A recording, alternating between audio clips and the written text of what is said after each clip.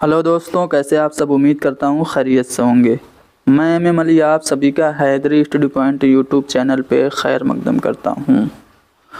U P T T سن 2020 میں پوچھے گئے اردو کے سوالات حل کیے جا رہے ہیں۔ اب تک ہم نے 60 سوالات حل کیے ہیں، جس کی پلے لسٹ بنا کر کے اسی کلاس کے ڈسکرپشن میں دے دی گئی ہے۔ اگر آپ لوگ نے ہماری وہ کلاسز نہیں دیکھی ہیں تو میں آپ کو سجیسٹ کروں گا کہ ضرور دیکھیے۔ آج ہم مزید سوالات حل کریں گے۔ کوشچن نمبر 61 میں پوچھا جا رہا ہے کہ میر اور خان آرزو میں کیا رشتہ داری تھی؟ تو میر تقی میر کے استاد تھے خان آرزو، اور ساتھ ہی ساتھ سوتیلے بھائی کے ماموں بھی تھے، یعنی کہ سوتیلے ماموں تھے۔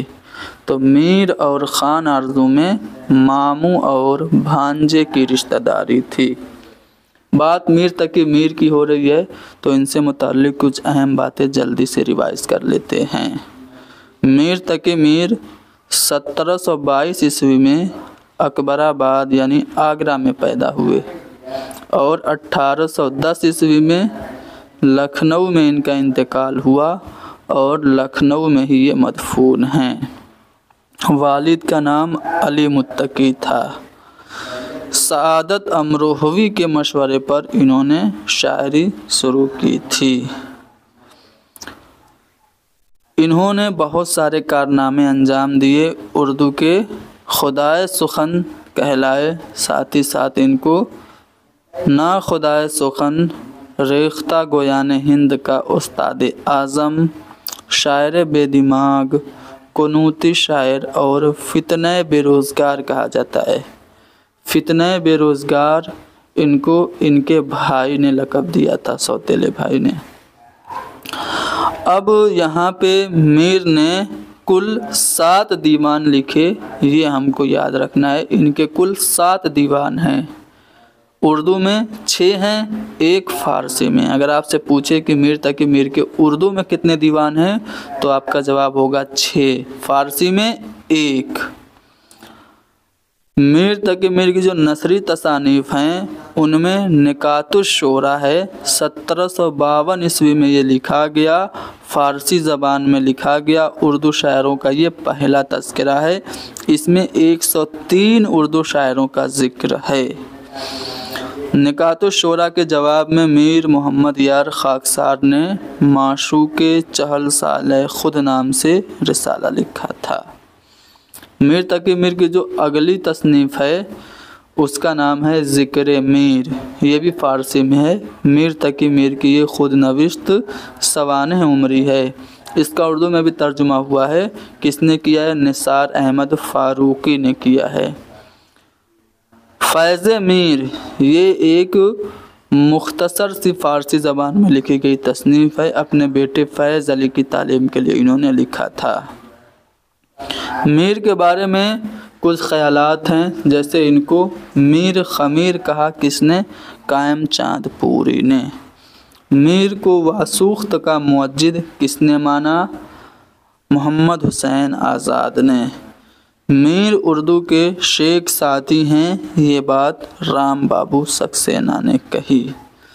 میر کی شاعری دلی اور دل کا مرثیہ بن گئی، یہ بات خواجہ احمد فاروقی نے لکھی۔ خواجہ باسط کہتے ہیں کہ میر کا کلام آہ ہے اور مرزا کا کلام واہ ہے، یہ خواجہ باسط کا قول ہے۔ آگے میر کے بارے میں اور بھی بہت ساری باتیں ہیں، جیسے فراق کہہ رہے ہیں کہ ہندوستان میں اپنے وقت کے سب سے بڑے ہندوستانی، سب سے بڑے انسان اور سب سے بڑے شاعر تھے فراق گورکھپوری۔ ٹھیک ہے، اب دیکھیے میر کے بارے میں کچھ اشعار بھی ہیں، جیسے کہ ایک غالب کا شعر ہے نا کہ غالب اپنا یہ عقیدہ ہے بقول ناسخ، آپ بے بہرہ ہے جو معتقد میر نہیں۔ صبح ناسک نے کچھ میر کی استادی میں آپ بے بہرہ ہے جو معتقد میر نے، یہ ناسک نے کہا تھا۔ ٹھیک ہے، حالی نے کہا کہ حالی سخن میں شیفتہ سے مستفید ہے، غالب کا معتقد ہے مقلد ہے میر کا۔ تو بہت ساری باتیں میر تقی میر کے بارے میں کہی گئی، उम्मीद है कि आप लोगों को ये बातें याद रहेंगी। एक और पॉइंट मैं आपको बता दूं, इससे कई बार सवाल पूछा जा चुका है कि मीर तकी मीर की शायरी के ऊपर शमसुर रहमान फारूकी ने एक किताब लिखी थी, जिस किताब को सरस्वती सम्मान से नवाजा गया। उस किताब का नाम क्या था? शेर शोरंगेज़ नाम था। कितनी जिल्दों में है? 4 जिल्दों में है। ठीक है, चलिए आगे बढ़ते हैं। Question number 62। तुम मेरे पास होते हो गोया जब कोई दूसरा नहीं होता। सबको पता ये किसका शेर है? सभी लोग जानते हैं कि ये शेर मोमिन खां मोमिन का है। इस शेर के बारे में एक बात मशहूर है कि मिर्ज़ा गालिब ने कहा था कि अगर मोमिन मुझे ये शेर दे दें तो इसके बदले मैं अपना पूरा दीवान दे दूंगा। मोमिन का ये शेर है। मोमिन को शायरे मकर कहा जाता है। 1800 ईस्वी में दिल्ली में ये पैदा हुए थे और 1852 ईस्वी में दिल्ली में ही इनका इंतकाल हुआ। कोठे से गिरने की वजह से इनकी मौत हुई थी। मोमिन के शायरी के उस्ताद शाह नसीर थे। मोमिन को इल्म रमल और तारीख गोई में महारत थी। रियाजी, इल्म नजूम, मौसीकी और शतरंज भी ये खेलते थे। मोमिन की माशूका का नाम उम्मुल फातिमा है और तखल्लुस हिजाब है। मसनवी कौल गमी में उनकी माशूका का किरदार है, जिसका तखल्लुस साहिब जी है। मोमिन के कलाम की खसूसियत में मुआमला बंदी है। मुआमला बंदी मोमिन के कलाम का ख़ास वस्फ़ है। मोमिन की गज़लों का दायरा हुस्न इश्क तक महदूद है। मोमिन अपने तखल्लुस यानी मोमिन को मानीखेज़ अंदाज में इस्तेमाल करते हैं। ज़या बदियूनी के मुताबिक नफ्स गज़ल में मोमिन अपने तमाम हम असरों पर फ़ौक़ियत रखते हैं। सादत खां नासिर ने मोमिन को मसीहाए नफ्स, हकीम बेनज़ीर और शायर बेअदील कहा है।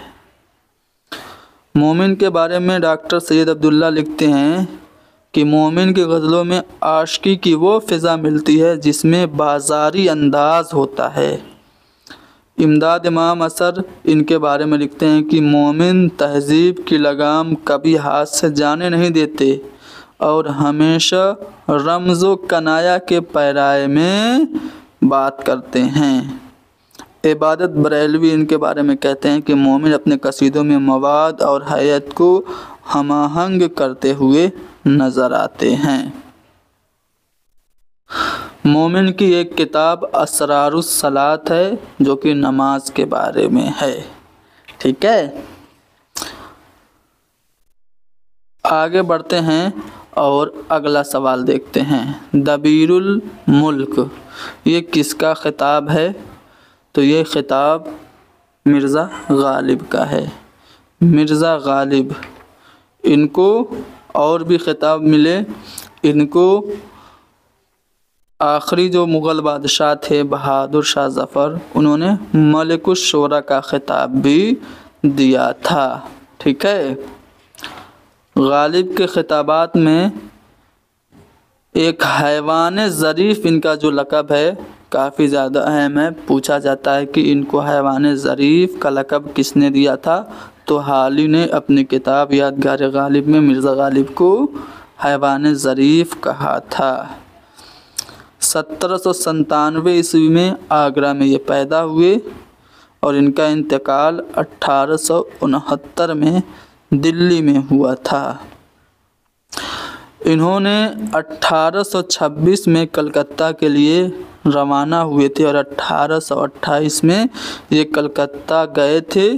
पेंशन बहाल कराने के लिए इन्होंने कलकत्ता का सफ़र किया था। गालिब ने कलकत्ता के सफ़र के दौरान कानपुर, लखनऊ और बनारस में भी क़याम किया था। उस ज़माने में लखनऊ के फरमारवा नसीरुद्दीन हैदर थे। ठीक है। गालिब को मुलाकात मीर अनीस से लखनऊ में हुई थी। इनको नजमुद्दौला, दबीरुल मुल्क और निज़ाम जंग का खिताब भी दिया गया। ठीक है। गालिब ने फ़ारसी में शेर गोई का बाकायदा आगाज़ 1827 ईस्वी में किया था। गालिब को अपने उर्दू कलाम से ज़्यादा फ़ारसी कलाम पे नाज था। उनको अपना फ़ारसी कलाम बहुत ज़्यादा पसंद था। गालिब ने फ़ारसी शायर बेदिल की रविश पर उर्दू कलाम की इब्तिदा की थी। ठीक है। गालिब के कारनामों की बात करते हैं तो परतविस्तान ख़ानदान तैमूर के तारीख़ी हालात हैं। परतविस्तान में फ़ारसी ज़बान में इन्होंने लिखा था। इस किताब के पहले हिस्से का नाम महर नीमरोज़ है, दूसरे हिस्से का नाम माह नीमरोज़ है। जो दूसरी इनकी किताब है 1858 में लिखी थी दस्तंबू। दस्तंबू एक रोज़नामचा है जिसमें गालिब ने फ़ारसी ज़बान में मई 1857 से लेकर के अगस्त 1858 तक गदर के हालात लिखे हैं। काते बुरहान ये एक उस वक्त की लुगत थी, बुरहान काते मोहम्मद हुसैन तबरेज़ी की। उसमें जो गलतियां थी उसकी निशानदही की थी गालिब ने, और इसका नाम काते बुरहान रखा था। 1862 ईस्वी में ये किताब लिखी गई थी। इसके अलावा गालिब ने पंज आहंग, शब्द चीं, लताइफ़ गैबी, दुआए सब्बा जैसी किताबें लिखी हैं। इनके खतूत के दो मजमूए काफ़ी ज़्यादा अहम हैं। एक है ऊदे हिंदी, गालिब के खतूत का पहला मजमूआ है। 162 खतूत इसमें हैं। गालिब के इंतकाल के 4 महीने पहले यानी 17 अक्टूबर 1868 में ये शाये हुए थे। गालिब के खतूत का जो दूसरा मजमूआ है वो है उर्दू मुअल्ला। ये इनके इंतकाल के 19 दिन बाद मार्च 1869 में शाये हुए थे। इम्तियाज़ अली खां अरसी ने 1937 ईस्वी में गालिब के कुछ खतूत मकातिब गालिब के नाम से भी शाये किया था। रुकाते गालिब के नाम से फ़ारसी में कहे गए खतूत इनके शाये हुए। गालिब की बात करें तो इनकी मसनवियों में बाद मुखालिफ, मसनवी अब्र गुहरबार, मसनवी चरागे दैर, दर सिफ़त अंबिया, दुआए सब्बा, मसनवी शान नबूवत व विलायत, ये सब अहम हैं। गालिब के दीवान में कितने अशार हैं ये पूछा जाता है तो 1802। गालिब के उर्दू दीवान में 1802 अशार हैं। गालिब ने 4 कसीदे भी लिखे थे, याद रखिएगा। गालिब के बारे में कुछ अक़वाल हैं, ध्यान से सुनिए। अभी इससे मुतल्लिक़ एक कौल पूछा भी जाएगा। गालिब को निशात का शायर मुमताज़ हुसैन ने करार दिया। गालिब को पहला फ़लसफ़ी शायर यूसुफ़ हुसैन खां ने कहा। गालिब को इकबाल से कंपेयर किया गया। ठीक है। इकबाल ने गालिब का मुकाबला गोयटे से किया और गालिब के कलाम को जलवे सद रंग बताया गया। दीवान गालिब का हर मिसरा तारे रबाब नज़र आता है, ये अब्दुर्रहमान बिजनौरी ने कहा। अब्दुर्रहमान बिजनौरी का एक और कौल है गालिब के बारे में कि हिंदुस्तान की इल्हामी किताबें 2 हैं, एक वेद मुक़द्दस, दूसरा दीवान गालिब। गालिब के तसर्रुफ़ से गज़ल उर्दू की तासीर और तकदीर बन गई, रशीद अहमद सिद्दीकी का कौल है। गालिब ने उर्दू शायरी को एक नया शऊर, नया नसब और नया उफ़ूक़ दिया, रशीद अहमद सिद्दीकी का कौल है।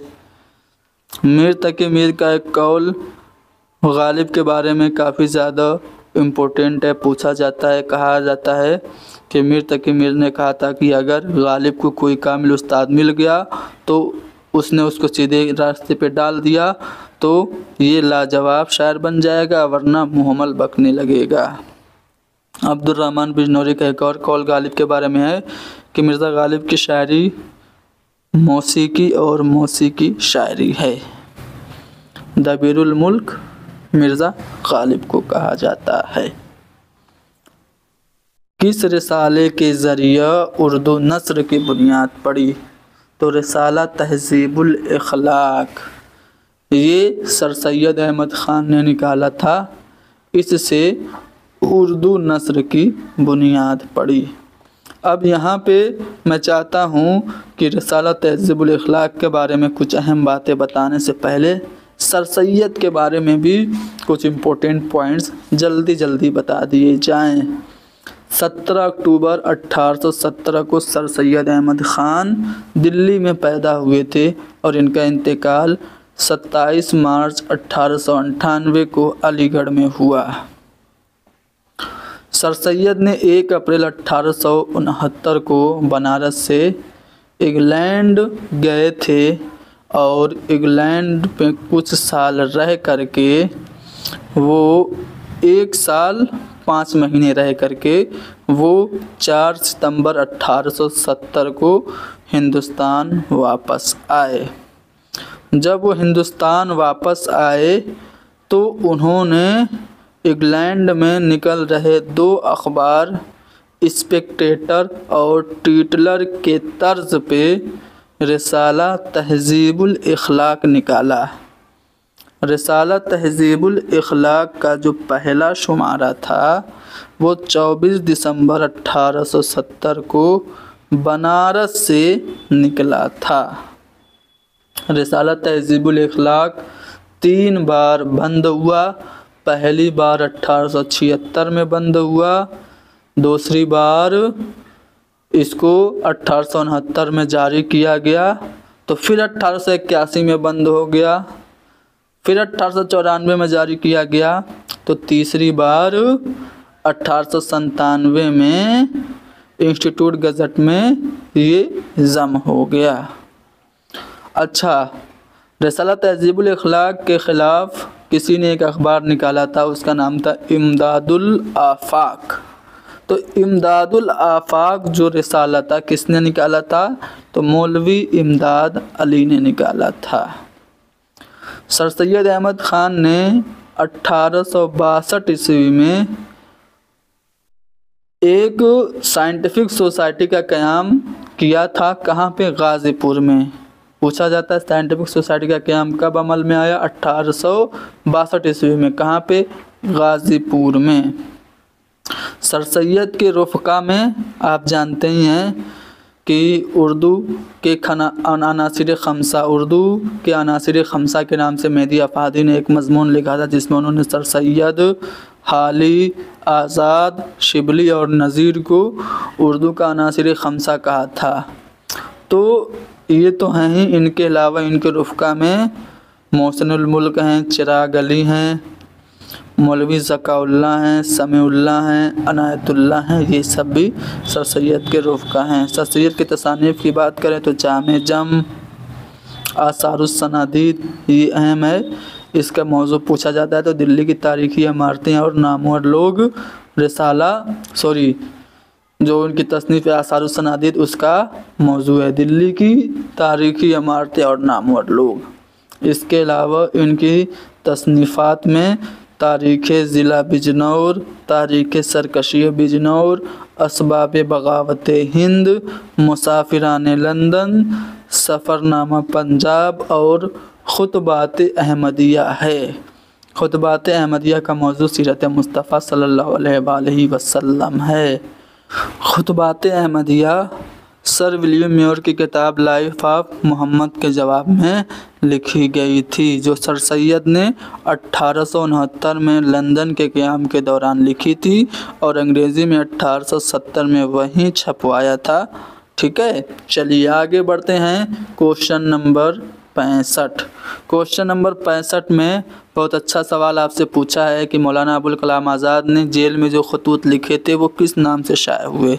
सबसे पहले तो आपको पता होना चाहिए कि इन्होंने कौन सी जेल से ये खतूत लिखे। तो किला अहमद नगर की जेल से मौलाना अबुल कलाम आज़ाद ने खतूत लिखे थे, जो कि गुबार खातिर के नाम से जाने जाते हैं। इसमें टोटल 24 खत थे और ये 9 अगस्त 1942 से 15 जून 1945 के ज़माने में लिखे गए। इन खतूत के मकतूब इलैह हबीबुर रहमान खां शेरवानी थे। गुबार खातिर के खतूत मकतूब इलैह तक नहीं पहुँचे, बाद में इसे किताबी सूरत में शाये किया गया। ये निजी खतूत थे। गुबार खातिर को पहली मर्तबा मोहम्मद अजमल खान ने मुरतब करके एक मुकदमा के साथ 1946 में शाये किया था। उसके बाद मालिक राम ने मुरतब किया था, जो कि काफ़ी ज़्यादा मशहूर हुआ था 1947 ईस्वी में। गुबार खातिर के तमाम खतूत में आज़ाद ने हबीबुर रहमान खां शेरवानी को सदीक़े मुकर्रम कह के मुखातिब किया है। गुबार खातिर के खतूत को मौलाना अबुल कलाम आज़ाद ने पंज के खतूत कहा है। मौलाना अबुल कलाम आज़ाद ने गुबार खातिर के खतूत में 5वीं सलीबी जंग का तफसीली जायज़ा लिया है। गुबार खातिर में हिकायत बादे तिरियाक, हिकायत जागो बुलबुल, हिकायत चिड़िया चिड़िया की कहानी वगैरह के उन्वान से आपको खतूत देखने को मिलते हैं। अबुल कलाम को वाइट जास्मीन बहुत पसंद थी, जिसका तर्जुमा उन्होंने गोरी चमेली नाम से किया है। गुबार खातिर में बहुत सारे अशार देखने को मिलते हैं, जिनमें सबसे ज़्यादा अशार मिर्ज़ा गालिब के इस्तेमाल हुए हैं। चलिए, गुबार खातिर से मुताल्लिक़ सभी अहम बातें आपने जान ली।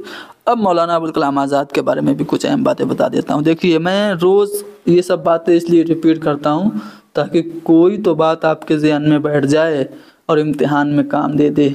तो सुनिए, मौलाना अबुल कलाम आज़ाद 1888 ईस्वी में मक्का मुअज़्ज़मा में पैदा हुए। इनका इंतकाल 1958 ईस्वी में दिल्ली में हुआ। इन्होंने रिसाला अल मिसबाह निकाला था। रिसाला लिसानुस सिद्क़ भी इन्होंने निकाला था 15 साल की उम्र में।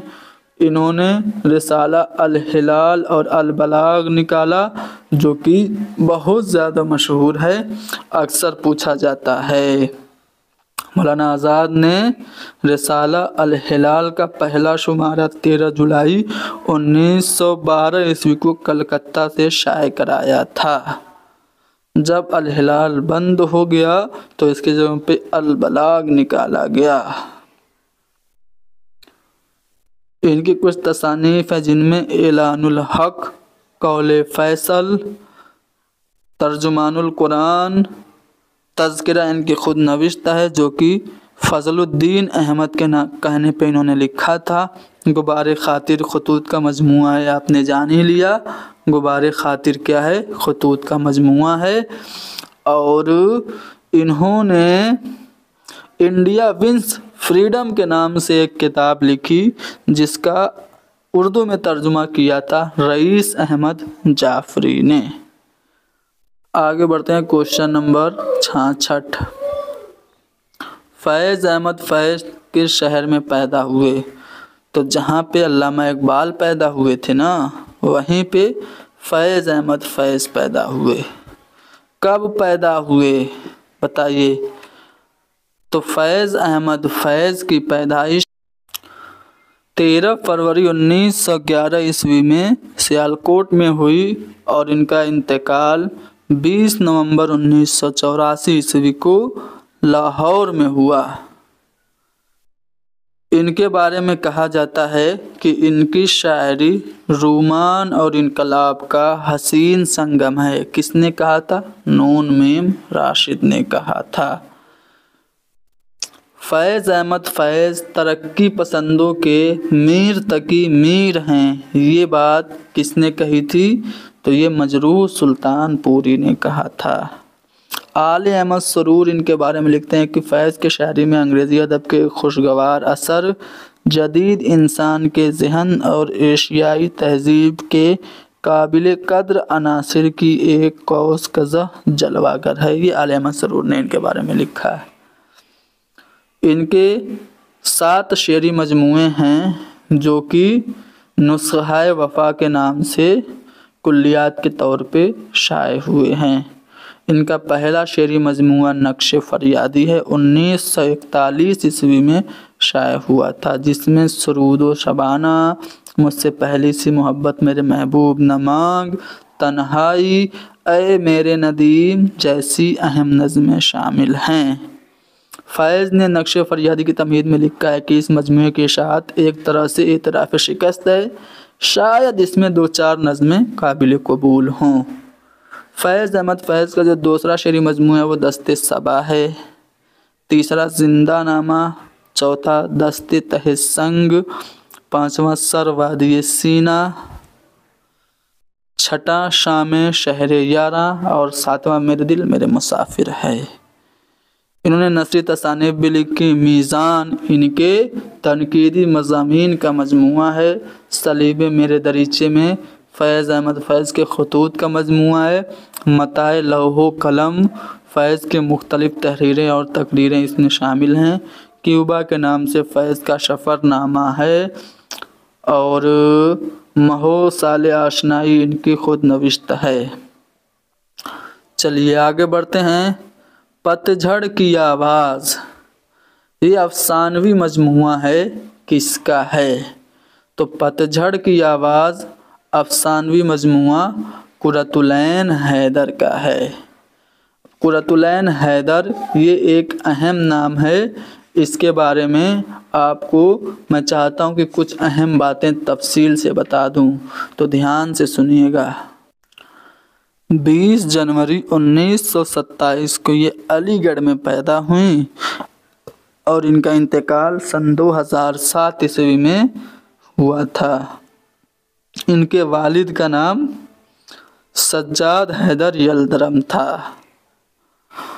اب دیکھیے، چونکہ ان کے افسانوی مجموعے پوچھے ہیں تو میں آپ کو بتا دوں ان کے جو اہم افسانوی مجموعے ہیں ان میں پہلا ان کا افسانوی مجموعہ ستاروں سے آگے ہے۔ اس کے بعد ستاروں سے آگے 1947 میں شائع ہوا تھا۔ اس کے بعد شیشے کے گھر، پت جھڑ کی آواز جو کہ آپ سے پوچھا ہے 1966 میں شائع ہوا تھا۔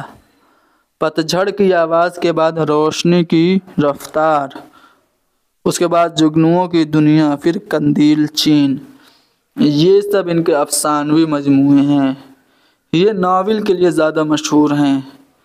ان کا ایک ناول ہے آگ کا دریا، 1959 عیسوی میں شائع ہوا تھا، سب سے زیادہ مقبول ان کا ناول ہے۔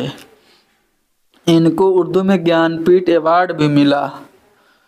آخر سب کے ہم سفر اس ناول کے لیے ان کو ملا تھا 1979 عیسوی میں گیان پیٹھ ایوارڈ۔ ان کے جو اور اہم ناول ہیں ان میں میرے بھی صنم خانے، سفینہ غم دل، آگ کا دریا، آخر شب کے ہم سفر، کار جہاں دراز ہے، گردش رنگ چمن اور چاندنی بیگم ہے۔ ٹھیک ہے، آگے بڑھتے ہیں۔ کوشچن نمبر 68، درد منت کشے دوا نہ ہوا، میں نہ اچھا ہوا برا نہ ہوا، تو اچھا برا دو متضاد الفاظ یہاں پہ ریپیٹ ہو رہے ہیں، اس لیے اس شعر میں صنعت تضاد ہے۔ یہ جو شعر ہے وہ مرزا غالب کا ہے، ٹھیک ہے نا۔ آگے بڑھتے ہیں۔ حیات لے کے چلو، کائنات لے کے چلو، چلو تو سارے زمانے کو ساتھ لے کے چلو، یہ جو شعر ہے وہ مخدوم محی الدین کا ہے۔ اب مخدوم محی الدین کا یہ شعر تو ہے، اسی طرح ایک ملتا جلتا ایک شعر میں آپ کو سنانے والا ہوں، آپ لوگوں کو کمنٹ میں بتانا ہے کس کا شعر ہے۔ حیات آئی حیات لائے قضا، لے چلی چلے، اپنی خوشی نہ آئے نہ اپنی خوشی چلے۔ یہ جو شعر ہے کس کا ہے آپ کو کمنٹ میں بتانا ہے۔ اگر میں تناسخ کا قائل ہوتا تو ضرور کہتا کہ غالب کے روح کو عدم میں بھی نہ چین ملا، تو اقبال کے نام سے دوبارہ جسد خاکی میں جلوہ افروز ہوئی۔ یہ جو شعر ہے کس کا ہے؟ عبدالقادر کا ہے، شیخ عبدالقادر کا یہ قول ہے۔ غالب کے بارے میں کچھ اقوال میں نے بتائے تھے، ان میں سے یہ قول بھی میں نے آپ کو بتایا تھا اسی کلاس میں۔ بتائیے کس کا قول ہے؟ کہ ہندوستان کی الہامی کتابیں دو ہیں۔ الہامی کتابیں ہندوستان کی کتنی؟ دو ہیں، ایک وید مقدس اور دوسری دیوان غالب۔ تو یہ عبد الرحمن بجنوری کا قول ہے۔ افسانوں کا مجموعہ انگارے میں کتنے مصنفین ہیں؟ ابھی میں نے پچھلی کلاس میں آپ کو انگارے افسانوی مجموعہ کے بارے میں بتایا تھا کہ دسمبر 1932 میں یہ شائع ہوا تھا۔ اس میں کل 10 افسانے تھے، 5 افسانے سجاد ظہیر کے، 2 افسانے احمد علی کے، 2 افسانے رشید جہاں کے اور 1 افسانے محمود الظفر کے۔ تو اس طرح سے ٹوٹل 10 افسانے ہو گئے۔ اب کتنے انگارے میں کتنے مصنفین کے افسانے شامل ہیں؟ تو سجاد ظہیر کے 5، پھر احمد علی، اس کے بعد رشید جہاں، پھر محمود الظفر، تو کل کتنے ہو گئے؟ 4 لوگ ہو گئے۔ تو پہلا والا آپشن کریکٹ ہو گیا۔ حلقہ ارباب ذوق کی بنیاد کس سن میں پڑی تھی؟ دیکھیے حلقہ ارباب ذوق جو ہے یہ ترقی پسند تحریک کی ضد میں بنا تھا، اس کی مخالفت میں بنا تھا۔ 29 اپریل 1939 کو لاہور میں سید نصیر احمد جامعی کے گھر پر اس کا قیام عمل میں آیا تھا۔ حلقہ ارباب ذوق کا پرانا نام یا ابتدائی نام مجلس داستان گویاں یا بزم داستان گویاں تھا، ٹھیک ہے؟ بعد میں اس کو حلقہ ارباب ذوق کے نام سے بدل دیا گیا۔ حلقہ ارباب ذوق کی شاخ دلی میں بھی قائم کی گئی تھی۔ ڈاکٹر عبادت بریلوی اس کے معتمد بنے تھے۔ حلقہ ارباب ذوق سے وابستہ جو لوگ تھے ان میں نصیر جامعی، حفیظ ہوشیار پوری، محمد اختر، شیر محمد اختر، تابر صدیقی، محمد افضل اور نسیم حجازی تھے۔ میرا جی بھی حلقہ ارباب ذوق سے وابستہ تھے۔ حلقہ ارباب ذوق نے نئی نظم کو فروغ دینے میں قابل قدر خدمات انجام دی ہیں۔ حلقہ ارباب ذوق میرا جی کے مطابق انسانی زندگی کے تخیل کے ماتحت ارتقائی منازل طے کرتی ہے۔ یہ حلقہ ارباب ذوق کے تحت میرا جی نے کہا تھا۔ حلقہ ارباب ذوق کی تنقید میں قطعیت کا زاویہ وحید قریشی نے دیا تھا۔ چلیے آگے بڑھتے ہیں۔ داستان باغ و بہار میں شہنشاہ کا نام تو آزاد بخت تھا جو کہ لاولد رہتا ہے۔ چلیے داستان ہے فسانہ عجائب، کہاں لکھی گئی؟ تو یہ فیض آباد میں لکھی گئی تھی۔ رجب علی بیگ سرور نے اس کو 1824 عیسوی میں لکھا تھا۔ کس کی فرمائش پہ لکھا تھا یہ بھی اکثر پوچھ لیا جاتا ہے۔ حکیم اسد علی کی فرمائش پہ کانپور میں یہ کتاب لکھی گئی تھی، ٹھیک ہے؟ اس داستان کو شمالی ہند کی پہلی طبع ذات داستان کہا جاتا ہے۔ اس میں لکھنؤ کی تہذیب و معاشرت پیش کی گئی ہے۔ رجب علی بیگ سرور کی اور بھی تصانیف ہیں जिनमें शगुफ़े मोहब्बत, सरूर गालिब, कहा जाता है कि सरूर गालिब की तकरीज़ मिर्ज़ा गालिब ने लिखी थी। सरूर गालिब नहीं, सरूर गुलज़ार सरूर, ठीक है, गुलज़ार सरूर की तकरीज़ मिर्ज़ा गालिब ने लिखी थी। शगुफ़े मोहब्बत, गुलज़ार सरूर, सबिस्तान सरूर, शरार इश्क, फसान इबरत, सरूर सुल्तानी और इंशाए सरूर, ये सब तसानीफ़ रजब अली बेग सरूर की है, जिन्होंने फसान अजायब कानपुर में लिखी थी, ठीक है। मसूद हुसैन खान ने अफजल पानीपती की जो मसनवी बिकट कहानी है उसको किस ज़बान का पहला अदबी और लिसानी नक्श कहा है? तो ऑफिशियल आंसर के मुताबिक जदीद उर्दू ज़बान का ये पहला अदबी व लिसानी नक्श है। बिकट कहानी शुमाली हिंद की पहली बाज़ाब्ता मसनवी है। बिकट कहानी में कुल 321 अशार हैं। बिकट कहानी को नूरुल हसन हाशमी और मसूद हुसैन खान ने मिलकर मुरत्तब किया था। Question number 77। क्वेश्चन नंबर 77 कहाँ गया? यहाँ है। इंशा की दरियाए लताफ़त किस मौजू पे लिखी गई? तो सर्फ़ नहव यानी कि कवायद के मौजू पे इंशा ने दरियाए लताफ़त लिखा था। इंशा की दास्तान तो आप सभी लोग जानते हैं, इन्होंने दास्तान लिखी थी रानी केतकी की कहानी। जब मुरक्कब लफ्ज़ अलिफ लाम मौजूद हो उसमें, जब मुरक्कब लफ्ज़ में अलिफ लाम मौजूद होने पर भी पढ़ा ना जाए तो उसको हम क्या कहते हैं? जैसे मैं लिखूं अशम्स, तो अलिफ लाम मौजूद है लेकिन हम इसको पढ़ नहीं रहे हैं, तो इसको हम हरूफ़े शम्सी कहते हैं। और अलिफ लाम जब पढ़ा जाएगा तो उसको कमरी कहेंगे, अल कमर, अल जबल, ठीक है। का, के, को, तक, ये कौन से हरूफ हैं? तो ये हरूफ़े रब्त हैं। क्वेश्चन नंबर 80, आज का आखिरी सवाल।